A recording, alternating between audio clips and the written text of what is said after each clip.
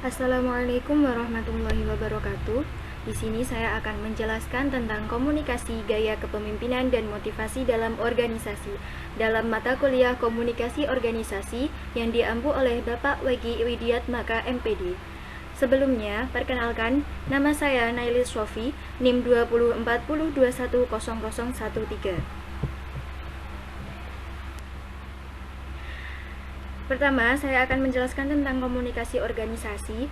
Komunikasi organisasi menurut Goldhaber berpendapat bahwa komunikasi organisasi adalah proses pertukaran pesan yang dilakukan dalam sebuah hubungan interdependen untuk menangani ketidakpastian lingkungan. Selanjutnya, ada teori komunikasi organisasi. Ada 3 tokoh yang terkenal dalam teori komunikasi organisasi. Yang pertama adalah Max Weber, yang kedua adalah Frederick Taylor, dan yang ketiga adalah Henry Fayol. Komunikasi organisasi menurut Max Weber adalah komunikasi jabatan atau positional communication.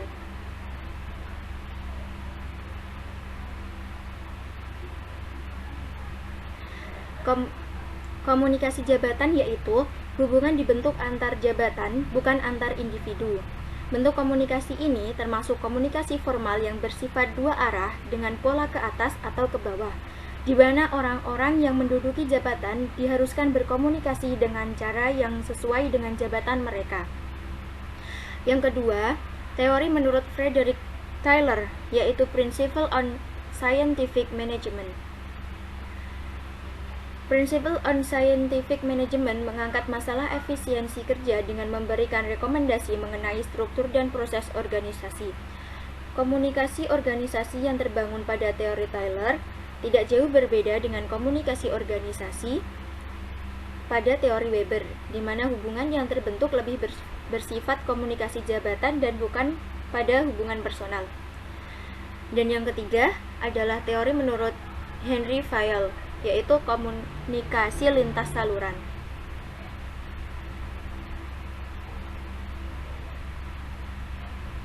Teori yang dikembangkan Henry Fayol dianggap memiliki kelebihan dibanding teori yang lain dan sangat berjasa dalam pengembangan komunikasi organisasi. Pentingnya teori yang diperkenalkan adalah fleksibilitas Fayol terhadap struktur organisasi. Selanjutnya adalah konsep kepemimpinan. Littyer mengemukakan mengenai dua hal yang berkaitan dengan kepemimpinan. Yang pertama adalah pemahaman umum tentang manusia dan kehidupan sosial dalam kepemimpinan. Dan yang kedua adalah mempelajari pendekatan leadership yang tidak bersifat kekuasaan. Pandangan yang berbeda dari uraian di atas yaitu sebagai berikut. Yang pertama yaitu pemimpin yang tidak mengikuti keinginan pengikutnya tidak dapat disebut sebagai pemimpin. Dan yang kedua, Machiavelli, pemimpin negara harus memberi manfaat bagi rakyatnya. Dan yang ketiga adalah pemimpin harus bisa memimpin dirinya sendiri sebelum memimpin orang lain. Yang keempat, berbicara tentang pemimpin tidak sama dengan menjadi pemimpin. Dan yang kelima adalah pemimpin adalah seorang yang dapat mewujudkan suatu kehidupan sosial dan mampu menyampaikan tujuan yang akan dicapai. Selanjutnya adalah gaya kepemimpinan.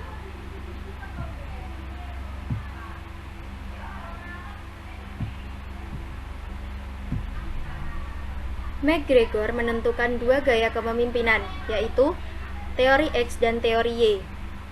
Yang pertama yaitu teori X, menganggap manusia sebagai mesin produksi yang memerlukan pengendalian. Dan yang kedua adalah teori Y, yang memandang manusia sebagai organisme yang tumbuh, berkembang, dan mengendalikan diri sendiri. Selanjutnya model teoritis untuk mengenali beragam gaya kepemimpinan.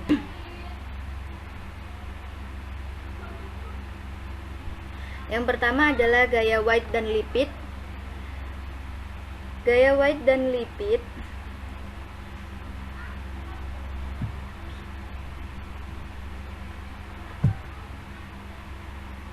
Lipit mengidentifikasi 3 gaya kepemimpinan.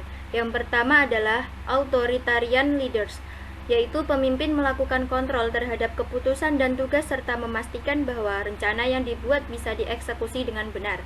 Yang kedua yaitu democratic leaders, pemimpin lebih orientasi membimbing dibandingkan mengontrol aktivitas kelompok. Dan yang ketiga adalah laissez-faire leaders, yaitu pemimpin menyerahkan hampir semua keputusan kepada bawahan. Pemimpin menerima konsultasi dari bawahan, tapi biasanya ia mendelegasikan semua kewenangan pada bawahan.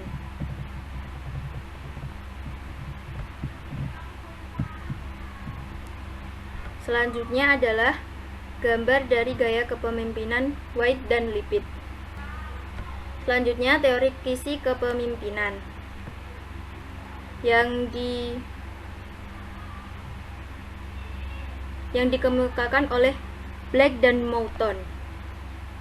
Kisi kepemimpinan di sini menggambarkan bagaimana perhatian pimpinan pada tugas dan pada manusia sehingga menciptakan gaya pengelolaan dan kepemimpinan. Ada 5 jenis gaya ekstrem yang dikemukakan dalam model kisi ini, yaitu antara lain gaya pengalah atau improvised style, yang kedua gaya kepemimpinan pertengahan atau middle of the road style, yang ketiga gaya tim atau team style, yang keempat gaya santai atau country club style, yang kelima gaya kerja task style. Yang pertama gaya pengalah. Gaya pengalah ditandai kurangnya perhatian terhadap produksi. Bila terjadi konflik, pemimpin jenis ini tetap netral dan berdiri di luar masalah. Yang kedua, gaya pemimpin pertengahan. Gaya ini menaruh perhatian yang seimbang pada produksi dan manusia. Bila ada perbedaan pendapat atau sikap dengan yang dianutnya, pemimpin berusaha untuk jujur tapi tegas dan mencari pemecahan yang tidak memihak. Pemimpin berusaha mempertahankan keadaan tetap baik. Yang ketiga, gaya tim. Gaya tim menaruh perhatian tinggi terhadap tugas dan manusia. Pemimpin amat menghargai keputusan logis dan kreatif sebagai hasil pengertian dan kesepakatan anggota organisasi. Bila terjadi konflik, pemimpin mencoba memeriksa alasan timbulnya perbedaan dan mencari penyebab utamanya. Pemimpin mempunyai rasa humor tinggi.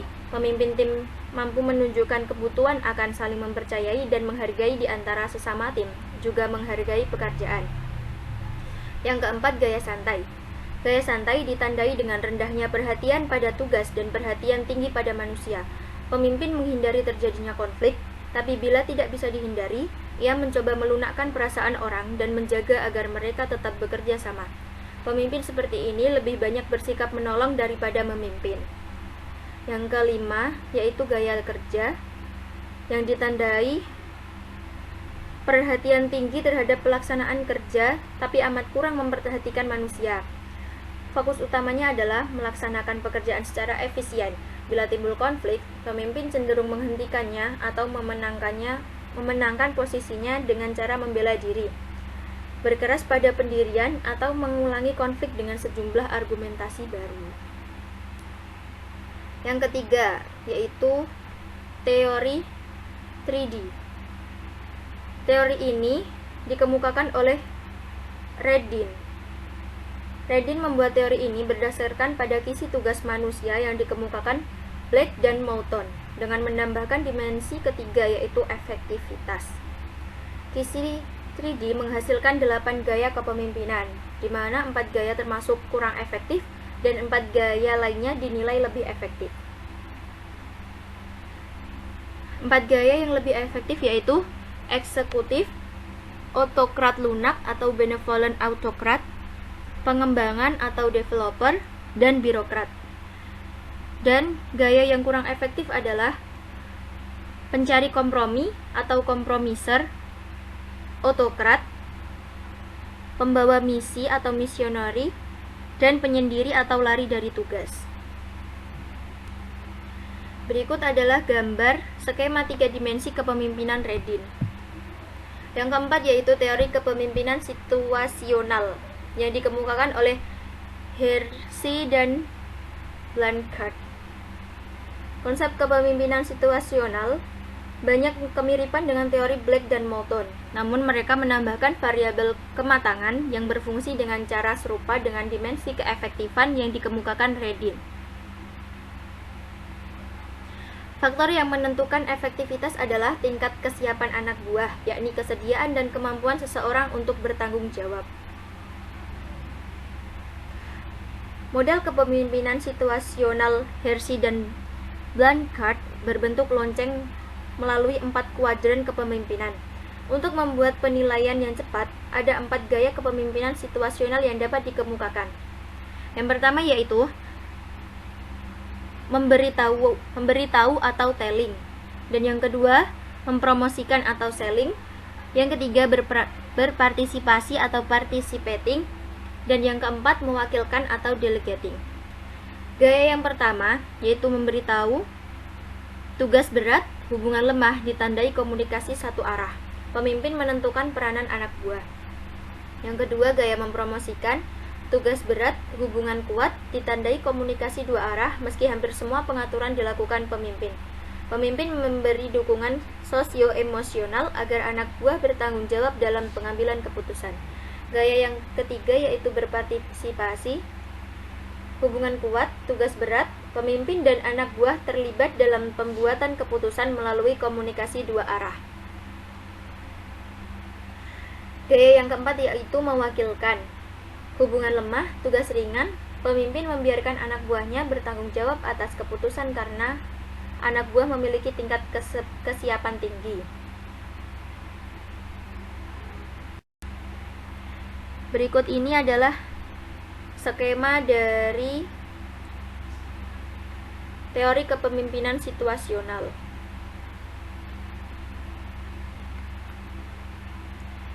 Selanjutnya adalah teori 4 sistem yang dikemukakan oleh Likert.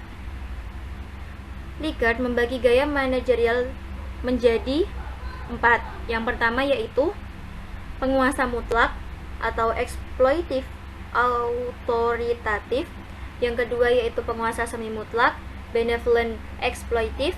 Yang ketiga penasihat atau konsultatif, dan yang keempat pengajak serta partisipatif. Yang pertama yaitu penguasa mutlak. Gaya ini berdasarkan asumsi teori X. McGregor. Dan yang kedua penguasa semi mutlak, bersifat otoritarian tetapi mendorong komunikasi ke atas untuk ikut berpendapat maupun mengemukakan keluhan ke bawah. Yang ketiga, penasihat. Gaya ini melibatkan interaksi yang cukup sering pada tingkat pribadi sampai tingkat moderat. Informasi berjalan baik ke atas dan ke bawah. Manajer menaruh kepercayaan besar meskipun tidak mutlak. Yang keempat, sistem pengajak serta. Yaitu gaya ini amat sportif. Informasi berjalan ke segala arah dan pengendalian dijalankan di setiap tingkatan. Yang selanjutnya yaitu yang keenam, teori kontinum. Yang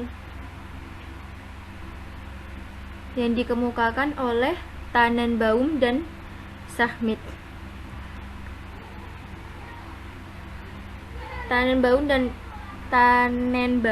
Schmidt meneliti pengambilan keputusan sebagai konsep utama kontinum perilaku kepemimpinan. Kontinum ini dapat dijelaskan sebagai berikut. Yang pertama, manajer membuat keputusan dan mengumumkannya. Yang kedua, manajer membuat keputusan dan menawarkannya. Yang ketiga, manajer mengemukakan keputusannya dan memberi kesempatan untuk mempertanyakannya. Yang keempat, manajer mengemukakan keputusan sementara yang masih dapat diubah. Yang kelima, manajer menentukan beberapa batasan dan meminta bawahannya untuk membuat keputusan. Yang keenam, manajer mengizinkan bawahannya membuat keputusan. Yang ketujuh yaitu teori kebergantungan. Menurut teori kebergantungan, keefektifan pemimpin bergantung pada hubungan-hubungan dalam gaya kepemimpinannya, juga situasi dihadapinya. Pemimpin ditinjau sebagai bermotivasi tugas atau task motivated, atau bermotivasi hubungan atau relationship motivated.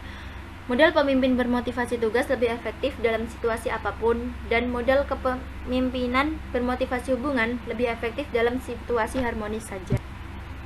Selanjutnya adalah motivasi. Motivasi merupakan hal yang banyak dibicarakan dalam komunikasi, manajemen, dan kepemimpinan. Karena motivasi memiliki kaitan yang erat dengan hal-hal yang menyebabkan seseorang mau mengerjakan sesuatu. Ada beberapa teori-teori komunikasi. Yang pertama yaitu teori hierarki Maslow yang mengemukakan kebutuhan berkembang alam suatu urutan hierarkis. berturut-turut terdiri dari kebutuhan fisiologis, keselamatan dan keamanan, rasa memiliki, penghargaan dan aktualisi diri. Yang kedua, teori existence, relatedness, dan growth atau disingkat ERG yang dikemukakan oleh Alderfer. Teori ini mengemukakan bahwa kebutuhan eksistensi meliputi kebutuhan fisiologis, kebutuhan akan keterkaitan menyangkut hubungan dengan orang-orang yang penting bagi kita, dan kebutuhan akan pertumbuhan meliputi keinginan kita untuk produktif dan kreatif. Perbedaan teori ini dengan teori Maslow yaitu tidak menganut ide hierarki, dan meskipun suatu kebutuhan sudah terpenuhi, kebutuhan itu dapat berlangsung terus. Yang ketiga yaitu teori dua faktor Herzberg. Pengembangan teori ini merupakan pengembangan dari teori Maslow. Namun teori ini hanya berlaku mikro dan lebih eksplisit terkait dengan hubungan antara kebutuhan dengan performa. Yang pertama adalah faktor higienis atau faktor ekstrinsik. Tidak akan mendorong minat para pegawai untuk performa baik, akan tetapi jika faktor-faktor ini dianggap tidak dapat memuaskan dalam berbagai hal seperti gaji tidak memadai, kondisi kerja tidak menyenangkan, faktor-faktor itu dapat menjadi sumber ketidakpuasan potensial. Yang kedua adalah faktor motivation atau faktor intrinsik. Merupakan faktor yang mendorong semangat guna mencapai kinerja yang lebih tinggi, seperti keinginan berprestasi, penghargaan, potensi untuk berkembang, dan lain-lain. Selanjutnya adalah teori harapan Fromm. Teori ini mengemukakan bahwa orang akan termotivasi karena 3 prinsip, yakni suatu perilaku tertentu akan menghasilkan harapan tertentu atau harapan hasil. Hasil tersebut mempunyai nilai positif, dan hasil tersebut dapat dicapai dengan usaha. Yang selanjutnya teori persepsi Pace. Teori ini mengemukakan bahwa motivasi diartikan tentang bagaimana karyawan menafsirkan lingkungan kerja mereka.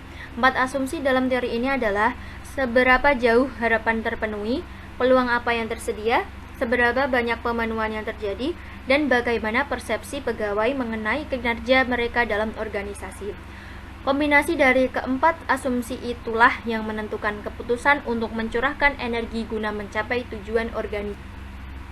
Baik, sekian dari saya.